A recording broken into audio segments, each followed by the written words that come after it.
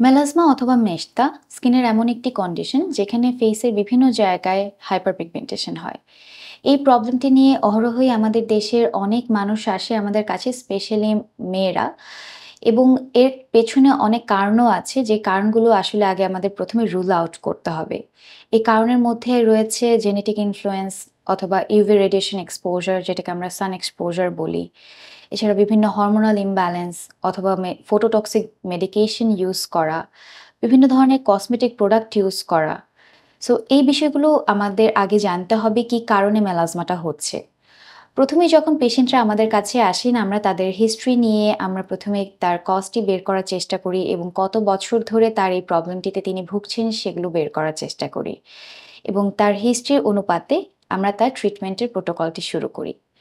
আমরা যখনই কারণ বের করতে পারবো, তখন কিন্তু সেটা সমাধান বের করাও খুব সহজ হয়ে যায়। মেলাজমার ক্ষেত্রে আমাদের ট্রিটমেন্টগুলো ইউজুয়ালি একটু লং টার্ম হয়। কারণ অনেকদিন মেলানিন ডিপোজিশনের কারণে তার হাইপার পিগমেন্টেশনটি হচ্ছে। সো এক্ষেত্রে আমাদের বিভিন্ন ধরনের ট্রিটমেন্ট প্রোটোকল থাকে। অনেক সময় যদি এপিডার্মিস অথবা ডার্মিস যে লেয়ারগুলো আছে স্কিনের, এপিডার্মিস অর্থাৎ উপরের লেয়ারে যদি মেলাজমা বা পিগমেন্টেশন হয়ে থাকে, সেক্ষেত্রে আমরা টপিক্যাল বিভিন্ন ধরনের ক্রিম দিয়ে থাকি।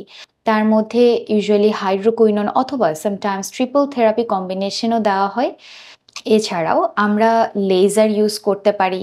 এছাড়া অনেক সময় ট্রানএক্সামিক অ্যাসিড এখন খুবই পপুলার মেলাজমা ট্রিটমেন্টের জন্য।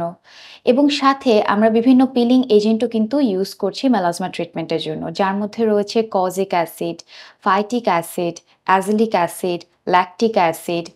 অবশ্যই আপনার স্কিনের জন্য কোনটি প্রয়োজন এবং কোনটি সুইটেবল হবে সেটার জন্য আপনি আপনার ডার্মাটোলজিস্টের সাথে কন্ট্যাক্ট করতে পারেন। এছাড়াও আমরা কম্বিনেশনে ট্রিটমেন্ট করে থাকি। অনেক সময় আমরা মাইক্রোনিডলিং, খুবই সুপারফিশিয়াল মাইক্রোনিডলিং এর সাথে বিভিন্ন ডিপিগমেন্টেশন সেরাম ইউজ করছি। এছাড়া ওরাল মেডিকেশনও দেওয়া হয়ে থাকে মেলাজমা ট্রিটমেন্টের জন্য।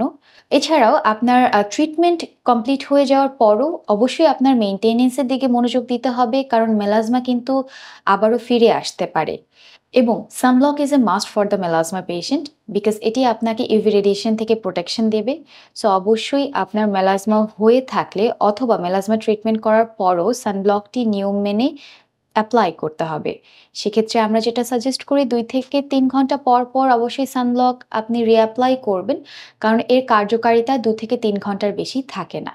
এবং আপনি যখনই ঘরের বাইরে সকাল ১০টা থেকে বিকাল ৪টার মধ্যে যাবেন, এটা অবশ্যই রিঅ্যাপ্লাই করতে হবে। এবং বাসায় যদি থাকেন, রান্নাঘরে যাওয়ার আধা ঘন্টা আগেও আপনার সানব্লক দিয়ে কিন্তু রান্নাঘরে যেতে হবে। এমনকি মোবাইল অথবা কম্পিউটার ব্যবহার করার আগে আপনার sunblock use is a must.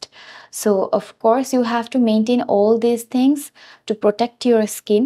So stay healthy, stay happy. Thank you.